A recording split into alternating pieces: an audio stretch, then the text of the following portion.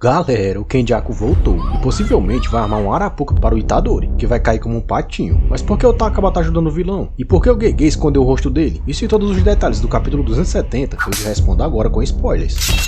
O capítulo começa com Megumi Shoko em um cemitério, em frente a uma lápide, onde a Tsumiki tinha sido enterrada. Fushiguro agradece a ajuda da feiticeira, e ela responde que aquilo era um prazer. A Xamã fala que mesmo que o objetivo final fosse cremar, limpar o corpo era a forma dela de contribuir para que essa pessoa estivesse apresentável na próxima vida. Aqui de novo, vemos o conceito de várias vidas sendo abordados em Jujutsu, sendo que no mangá temos diversas formas de imortalidade, seja reencarnação, longevidade, como vimos no capítulo anterior, ou até aquela forma de voltar através de maldições, como aconteceu com Sukuna e o Naoya. Shoko buga a cabeça do Megumi, falando que não acreditava em vida após o além. Só que o fato dela usar a técnica que traz feiticeiros de volta, além da existência do Sukuna, meio que contradizem isso. Mas pra mim, isso é mais uma forma do Gege cravar que não vai trazer o Gojo de volta. Pode esquecer isso. Falando no professor, a Xamã revela que o Satoru não quis que ela cuidasse do corpo do Getou, o que levou a todos esses problemas com o Kenjaku, que acabou tomando seu corpo. Megumi recebe uma ligação de emergência e se despede da Shoko, que na hora tem um gatilho de pegar um cigarro. Só que ela lembra de toda aquela tensão do Gojo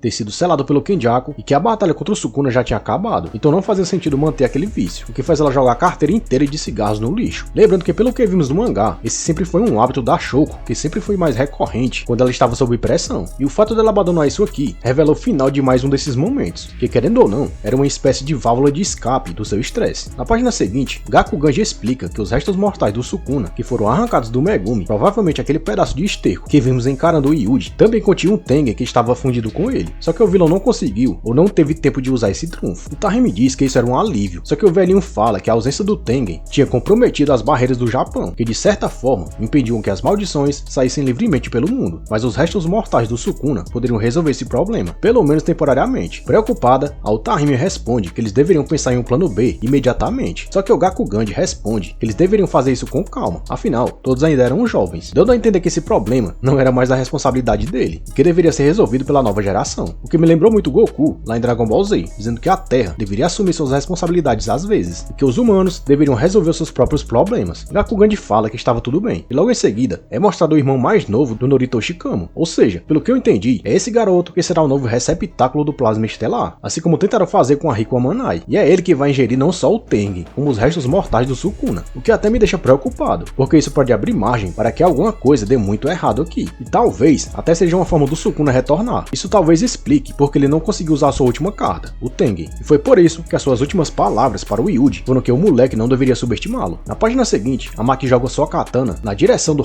Hagane Daido e fica maravilhado com o poder amaldiçoado da lâmina. A sobrevivente do clã Zenin diz que agora que a migração à extinção tinha sido neutralizada, todos começariam a ir atrás daqueles jogadores que foram encarnados para lutar. Isso é bem interessante, porque significa que eles já resolveram o problema dos jogadores que receberam poderes através do Kenjaku, já que vimos o Higuruma de boas, aparentemente com seus poderes na escola Jujutsu, no capítulo anterior. Maki fala que a volta do Megumi deixa claro que ele será o cabeça do clã Zenin. Além disso, somente o Yuji e Hana que podem exorcizar os reencarnados, devido às suas técnicas que acertam a alma, então não faz mais sentido ela carregar tal lâmina. Maki adverte Hagane e Rokujushi Mio, que também estava ali, que querendo ou não, se tornaram um alvo da Anjo e do ex-receptáculo do Sukuna, mesmo que eles não sejam uma ameaça. É por isso que eles deveriam se esconder em Tóquio, já que o local tinha se tornado inabitável, justamente por ter sido o epicentro de todos os problemas atuais. A dupla agradece, porque eles poderiam transitar na região inabitada sem se preocuparem com espíritos amaldiçoados, já que agora eles tinham aquela katana, mas Maki adverte que aquela era a última ajuda que eles receberiam dela, e que depois dali, eles provavelmente não haveriam mais. Hagane desafia Maki, dizendo que se ele se tornasse um problema, era ela quem deveria parar ele, e a Xamã apenas ri da fala dele, meio que confirmando seu pedido. Na página seguinte, vemos o Charles trabalhando em seu mangá, dando a entender que a versão digital de uma obra jamais vai superar sua versão física, pois essa sim mostravam para o autor o verdadeiro potencial do seu trabalho e o que ele poderia se tornar, e realmente eu concordo com o mangaka nessa. Eu mesmo tenho uma coleção de mangás de Boku no Hero, One Punch Man e outras obras, e não tem nem comparação. O apego, o prazer de passar as páginas e de pegar com as próprias mãos uma obra que foi desenhada do outro lado do mundo não tem preço. Só que por outro lado, os volumes físicos demoram bastante para sair, bem mais do que a versão digital, principalmente se o autor não for tão conhecido assim. E o editor do Charles fala mais ou menos isso. O mangaka revela que ele não era tão bom no desenho, e provavelmente essa é uma fala do próprio Gege Akutami, falando de si mesmo através do seu personagem, pois em certas cenas do seu mangá é quase impossível de saber o que está acontecendo, enquanto em outras, quando ele tem mais tempo de entregar um bom capítulo, vemos verdadeiras obras de arte na tela, que não precisam nem de legenda. Outra indireta do Gege é o editor do Charles falando para ele terminar logo de desenhar, pois as gráficas não iam ficar esperando pelo one shot de um novato, enquanto o mangaka diz que nem autores veteranos deveriam fazer todos esperar. Na página seguinte, vemos o Takaba conversando com alguém em um café e perguntando se usar piadas de humor negro e baixaria não causariam problemas no seu novo show. O comediante fala que mesmo assim era bom ter um equilíbrio, não indo nem para um lado do humor politicamente correto, como Porchat, por exemplo, e nem o estilo hardcore, como Léo Lins faz. Bom, o Takaba não chega a citar esses dois comediantes brasileiros, mas sim dois japoneses com humores completamente diferentes. Mas como esse vídeo é uma tradução, eu fiz questão de adaptar essa parte. O Homem Misterioso pergunta se o humor negro e a baixaria não eram quase a mesma coisa, mas o Takaba faz questão de dizer que eram coisas diferentes, retrucando se ele não tinha prestado atenção em nada do que ele tinha falado. O Homem Misterioso, que tem uma aparência bem parecida com a do Getou, responde que já bastava daquela discussão e que eles deveriam logo ir trabalhar nas piadas. O interessante é que o Gege faz questão de cobrir a cara desse homem com um balão de fala, sem revelar se ele era mesmo o Kenjaku que estava vivinho da Silva. Mas se eu tivesse que apostar, eu diria que aquele não passa de um homem comum que está ajudando o comediante com seu show. E o autor tá fazendo todo esse mistério apenas para dar o que falar, já que como estamos na reta final de Jujutsu e os grandes vilões já foram derrotados, não tem muita coisa para chamar a atenção e atrair os leitores. Claro que o Takaba pode ter criado uma projeção daquele oponente que mais deu trabalho para ele, e tá usando desse humor negro do Kenjaku para melhorar o seu show. Inclusive, na época dessa luta maluca, eu fiz algumas teorias aqui no canal, falando que os poderes do comediante eram tão insanos que poderiam trazer o Satoru Gojo de volta com um simples estalar de dedos. Então, se ele é capaz de trazer o feiticeiro mais forte dessa era, conforme a sua vontade, trazer o Kenjaku de volta não seria nenhum problema. Se aconteceu mesmo isso, parece que o feiticeiro não tem mais vontade própria, sendo assim uma extensão da vontade do usuário da técnica. Ou seja, se aquele for mesmo Kenjaku, ele não passa de uma marionete, manifestada com o único objetivo de ajudar o Takaba com seu show, o que é mais ou menos a mesma finalidade dos invocados do Edo Tensei lá em Naruto. Na página seguinte, somos levados a uma praça, onde o Hinamai encontra um colega de turma e acaba pedindo desculpas a ele, porque provavelmente ele era um dos caras que praticava bullying contra o moleque. Só que ao invés de aceitar o pedido de desculpas e seguir em frente, o garoto acaba entendendo tudo errado e faz o que sempre fazia das outras vezes, fugir desesperado. Rin fica frustrado, pois ele queria se tornar uma pessoa melhor e pedir perdão a pessoas que ele magoou no passado. Só que da primeira vez que ele tentou isso, falhou miseravelmente. Depois disso, o Higuruma aparece conversando com uma conhecida, que era advogada, sobre o processo que ele estava sofrendo. A mulher revela que as acusações contra ele foram retiradas, e o Shaman responde que isso provavelmente foi um ato do alto escalão da escola Jujutsu, pois pessoas poderosas pretendiam usar ele como um de seus feiticeiros. Levando em consideração o que aconteceu recentemente com Suiryu, lá em One Punch Man, entrar em uma organização já devendo um favorzão desses não é nada bom, e pode se tornar uma baita dor de cabeça futuramente. Essa parte não ficou muito clara, mas pelo que eu entendi, a advogada fala que vai usar o próprio Higuruma a favor da parte de acusação, para que a justiça seja feita, e ele concorda com isso. Então basicamente teremos um cabo de guerra na justiça entre a promotoria e a escola Jujutsu, com o Higuruma no meio, pendendo para a família das vítimas, já que ele sabe que o que ele fez foi errado. Na página seguinte, vemos a Anjo falando que as memórias da Hana dentro do Megumi provavelmente tinham sido restauradas, agora que ele tinha se libertado, e que por isso a garota não deveria mais esconder seus sentimentos pelo filho do Toji. A garota deve estar se referindo àquela cena do telhado, onde ela se declara para o Fushiguro, mas acaba caindo na armadilha do Sukuna, que tinha acabado de tomar o corpo dele, ganhando assim um abraço não muito bom. O problema é que o Megumi piora ainda mais a situação, falando que a partir dali ele se tornaria o braço direito da Hana, com que deixa ela tão empolgada que pergunta na lata quando seria o casamento entre eles. Megumi, meio sem jeito, fala que não falava naquele sentido, e meio que sai pela tangente, dizendo que eles se veriam outra hora. Na outra página, vemos uma mulher chegando em casa e encontrando seu marido, só para descobrir que ele tinha se transformado em uma coisa grotesca. 2 semanas se passam, e o time 7 recebe a missão de investigar aquele homem, que se chamava Soka Fukuzawa, que tinha passado por uma transformação, segundo relatou a sua noiva. O time 7 encontra o casal, e Yuji dá uma elogiada no rapaz, e parecia bem forte fisicamente. O homem diz que praticava luta livre, desde a adolescência, e o seu treino era bem pesado. Megumi diz que o fato da mulher ver o homem diferente, que até ali parecia normal, poderia significar que era ela que tinha sido amaldiçoada, e logo a Nobara chega ao seu corpo, afirmando que existiam resquícios de energia amaldiçoada, mas eles eram tão pequenos que não significavam necessariamente que ela tinha sido possuída. Megumi fala que não descartava a possibilidade de ser um mestre de maldições, que foi reencarnado devido ao jogo da migração à extinção, e que poderia estar agindo nas sombras, como no episódio da ponte de Asohashi. Fushiguro diz que não sentia nenhuma presença maligna vinda do casal, mas eles deveriam investigar isso mesmo assim, pois esses resquícios de energia poderiam ser o indício de algo bem problemático no futuro. Aqui fica bem claro, eles não querem que algo como o Sukuna venha a se repetir, e que por isso, o time 7 está decidido a investigar melhor aquela fagulha de ameaça que apareceu na porta deles. O capítulo termina com o Yuji falando que aquela missão seria moleza para os três, que só lembrando, estão bem mais poderosos que na na época da missão da Ponte Yasuhashi, onde o bicho pegou. Lembrando que esse também pode ser um indício da volta do Kenjaku, que pode estar armando nos bastidores uma verdadeira arapuca para o Yuji. Mas se esse for o caso, por que o Takaba não informou isso à escola Jujutsu? Tem caroço nesse angu, e vamos descobrir tudo no último capítulo de Jujutsu Kaisen, que sai semana que vem, e tudo indica que terá 45 páginas, sendo parte delas coloridas. Mas e você? Achou que o Kenjaku voltou mesmo? Ou tem algum outro vilão poderoso agindo nas sombras? Tá hypado para o final épico de Jujutsu Kaisen? Deixa seu comentário aí embaixo e não sai do vídeo sem se inscrever no canal.